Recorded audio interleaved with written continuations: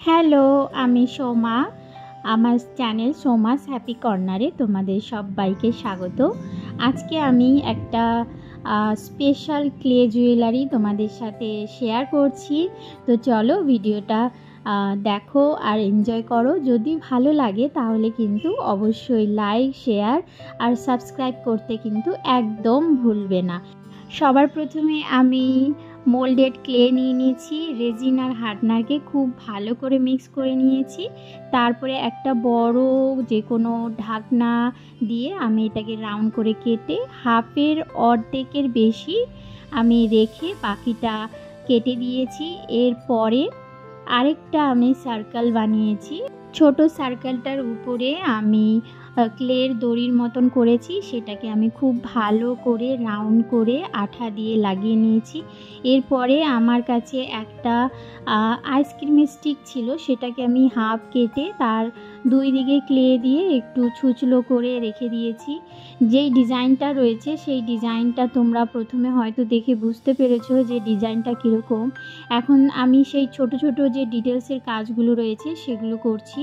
এটা Holi special jewellery ছিল, তার জন্য এখানে পলাশ ফুল, হোলি মানেই তো পলাশ ফুল থাকবেই। তো পলাশ ফুলের একটা লং নেক পিস ছিল সেটা। তো এইভাবে আমি পলাশ ফুলটা বানিয়ে নিচ্ছি। পলাশ ফুল বানানোর প্রচুর টিউটোরিয়াল আমার চ্যানেলে রয়েছে, সেখান থেকে তোমরা দেখে নিতে পারো। আর যদি সেখান থেকে তোমরা শেখো বা কেউ ট্রাই করো তাহলে কিন্তু অবশ্যই আমাকে ট্যাগ করে দেবে। এরপরে যে ছোট সার্কেলটা রয়েছে তার মধ্যে ছোট ছোট ডিটেলসের কাজ আমি করে নিয়েছি। এখানে একটা গাছের ডালের মতন বানিয়েছি, সেই গাছের ডালের সাথেই আমি পলাশ ফুলগুলোকে অ্যাটাচ করিয়ে দেব। এক এক করে কোন দিক থেকে কিভাবে দিতে হবে সেটা আমি আগে একবার বসিয়ে ছবি তুলে নিয়েছি, তারপরে এক এক করে আমি এটাকে বসিয়ে দিয়েছি। এরপরে আমি ইয়াররিংগুলো বানিয়ে নিচ্ছি। ইয়াররিংগুলো একটু বড় সাইজের ছিল, কারণ যাকে আমি এই জুয়েলারিটা গিফট করেছিলাম তার ডিমান্ডে ছিল। তো এইভাবে আমি জুয়েলারিটাকে বেসিক যে জিনিসগুলো লাগে সেগুলো দিয়ে আমি তৈরি করে নিয়েছি। এরপরে ক্লেটাকে আমি শুকানোর জন্য একদিন রেখে দিয়েছিলাম, তারপরে আমি এটাকে কালার করেছি। কালার কম্বিনেশনটা সম্পূর্ণ আমার উপর ডিপেন্ড করে আমি বানিয়েছি। তো কালারটা প্রথমে আমি মাস্টার্ড ইয়েলো কালার দিয়েছি, তার মিডিলতে আমি হোয়াইট কালার দিয়ে ভালো করে মিক্স করে নিয়েছি। এরপরে নিচের কালারে আমি রেড কালার ইউজ করেছি, তারপর রেড কালারের সাথে একটু ব্ল্যাক মিক্স করে আমি ওখানে একটা ব্ল্যাক ব্রাউন শেড আনার চেষ্টা করেছি।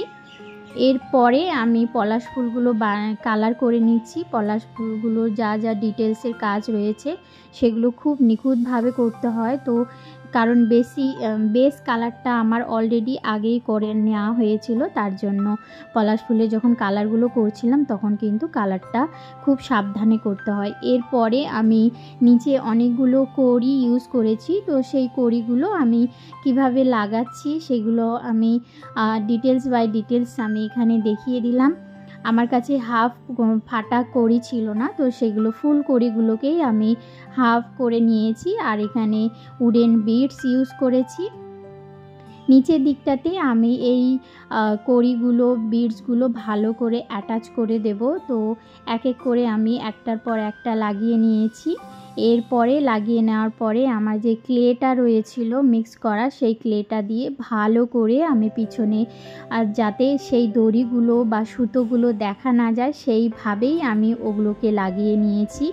ব্যাকেও কিন্তু আমি কালার করেছি, কিন্তু প্রথমে আমি এখানে যে উডেন বিডসগুলো ইউজ করেছি সেগুলো লাগানোর জন্য ক্লেটা ছিল, তো সেই ক্লেটা শুকানো হয়নি, তার জন্য আমি পিছনের কালারটা আমি পরে করেছি। এরপরে টার্সেল আমি ইয়েলো আর হোয়াইটের মধ্যে টার্সেলটা রেখেছি। তো জুয়েলারিটা আমার পুরোপুরি রেডি। এই ধরনের জুয়েলারি যদি তোমরা নিজেদের জন্য অর্ডার করতে চাও তাহলে আমার ডেসক্রিপশানে নাম্বার দেওয়া থাকবে, সেখান থেকে তোমরা আমাকে হোয়াটসঅ্যাপ করতে পারো, না হলে ফোন করতে পারো। তোমাদের পছন্দ অনুযায়ী, তোমাদের কালার কম্বিনেশন অনুযায়ী আমি কিন্তু বানিয়ে দিতে পারবো। তো তোমরা সবাই ভালো থেকো, সুস্থ থেকো।